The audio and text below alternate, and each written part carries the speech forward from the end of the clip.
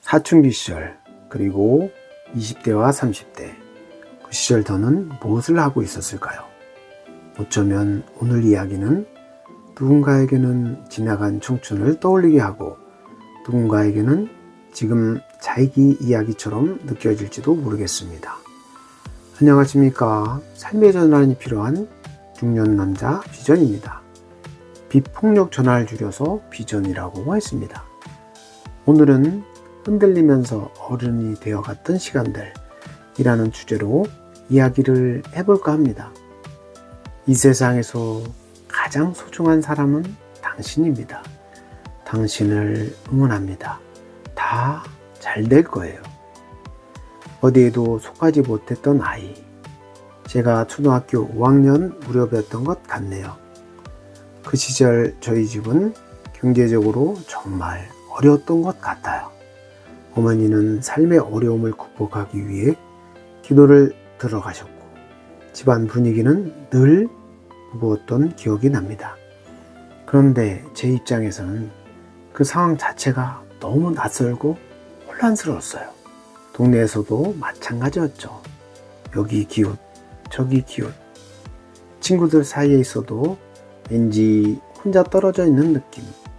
지금 생각해보면 참 외로웠던 아이였던 것 같아요. 궁금한 게 너무 많았던 아이. 저는 어릴 때 궁금한 게 정말 많았었죠. 전봇줄 위에 새가 앉아있는 걸 보면 전기 감전 안 되나? 이런 게 궁금했고 1 더하기 1은 왜 2가 되는 거야? 이런 것까지도 진지하게 물어보곤 했어요. 세상은 너무 신기했고 모든 게 궁금했던 것 같아요. 덕분에 초등학교 들어가기 전부터 한글과 구구단을 혼자 익혔었죠. 그런데 점점 자라면서 기가 죽기 시작했던 것 같아요. 그것도 몰라? 왜 그런 걸 물어봐? 쓸데없는 질문을 하지 마. 그 말을 듣다 보니까 질문하는 게 점점 두려워졌어요. 지금 돌아보면 세상이 싫었던 게 아니라 점점 제 자신을 싫어하고 있었던 것 같네요. 가끔 이런 상상을 해보곤 합니다. 지금의 제가 그 시절의 어린 저를 만나는 거죠. 그러면 저는 그 아이를 제일 먼저 꼭 안아주고 싶어요. 그리고 이렇게 말해주는 거죠. 너는 이상한 아이가 아니란다. 너는 잘못된 아이가 아니란다. 그냥 너는 외로웠었던 거야. 아마 그 말을 들으면 그 아이는 한참 울 것 같아요. 왜냐하면 그 시절에는 누구도 그런 말을 해주지 않았으니까요. 시간이 흘러 저는 직업군인 생활을 마치고 26살에 제대를 했었죠. 그런데 막상 사회로 나오니까 뭘 해야 될지 모르겠더라고요. 군대 안에서는 그래도 내 역할이 분명했었는데 사회는 전혀 달랐었던 것 같아요. 갑자기 세상 한가운데 던져진 느낌이랄까? 정말 이것저것 많이 해봤었던 것 같아요. 주유소 총무 역할도 맡아봤고 갈비집에서 운전하면서 잡일도 해봤고 보일러 설치 일도 해봤었죠. 그런데 오래 다니지를 못했었던 것 같아요. 어떤 곳은 6개월, 어떤 곳은 3개월, 길어야 1년 정도였던 것 같네요. 왜 그렇게 한 곳에 정착을 못했는지 지금도 정확히는 모르겠어요. 그냥 모든 게 싫고 답답했던 것 같아요. 어디에도 마음이 붙지 않았고 무슨 일을 해도 미래가 잘 보이지 않았었거든요. 그런데 어느 날 문득 이런 생각이 들었어요. 이러다 정말 아무것도 안 되겠다. 그래서 공무원 시험을 준비했어요. 그때만 해도 이번에는 정말 인생을 바꿔보겠다는 마음이 있었던 것 같아요.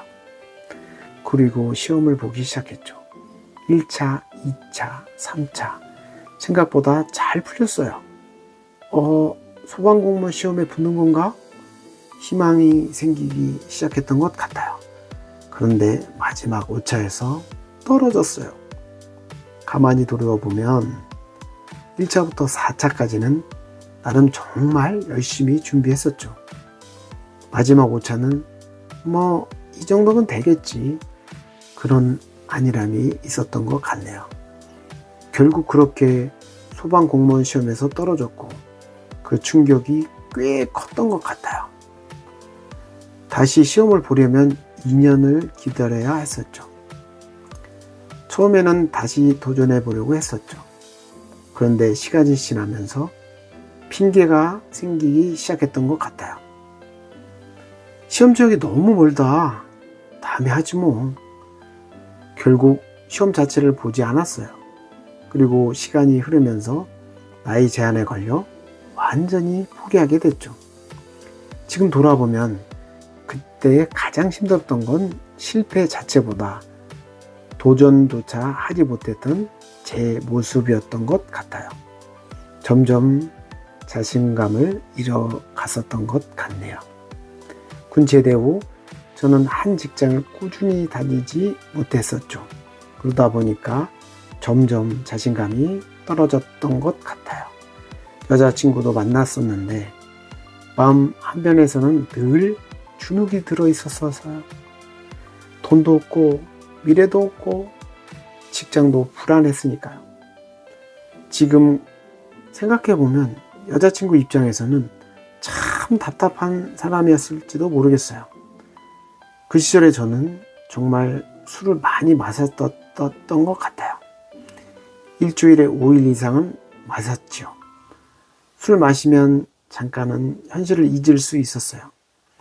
괜찮은 사람처럼 느껴졌고 외롭지 않은 것 같았고 미래 걱정도 잠시 사라졌으니까요. 그런데 술에서 깨고 나면 현실은 그대로였죠. 오히려 더 공허했던 것 같아요. 그런데 또 그 시절이 완전히 어둡기만 했던 건 아니었던 것 같아요. 지금 생각해보면 그 시절 나름 자유롭게 살았던 순간도 있었던 것 같습니다. 22살 하사 시절 중고차 하나를 싸게 사서 몰고 다녔는데 그때는 참 자유롭다는 기분이 들었어요. 여기저기 다니고 싶은 데를 마음껏 돌아다녔고 하고 싶은 것도 마음껏 하면서 살았었던 것 같아요. 여자친구도 당당하게 만났고 결혼 같은 건 별로 생각하지 않았었던 것 같아요. 그냥 그 순간을 즐기며 살았던 거죠. 돌이켜보면 그 시절에 저는 불안하면서도 자유로웠고 자유로우면서도 외로웠던 것 같아요. 지금 돌아보면 그 시절에 저는 계속 흔들리고 있었던 것 같아요. 어디에도 정착하지 못했고 무엇 하나 확신하지 못했고 미래도 잘 보이지 않았으니까요.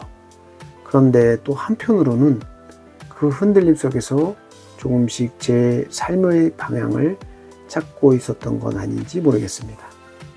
비록 그때는 몰랐지만 말이죠. 다음 이야기에서는 우연히 불교 대학에 다니게 된 이야기, 그리고 윗바사나 수행과 봉사를 통해 조금씩 제 안쪽을 바라보기 시작했던 시간들에 대해 이야기해 보려고 합니다. 삶에 지친 나를 위로해 보는 시간을 가져볼게요. 같이 한번 해볼까요? 양손을 교차해서 양 어깨와 양팔을 쓰담쓰담 하면서 이렇게 따라해 보세요. 괜찮니? 괜찮아. 잘하고 있어. 사랑해. 구독, 좋아요, 알림 설정 감사합니다.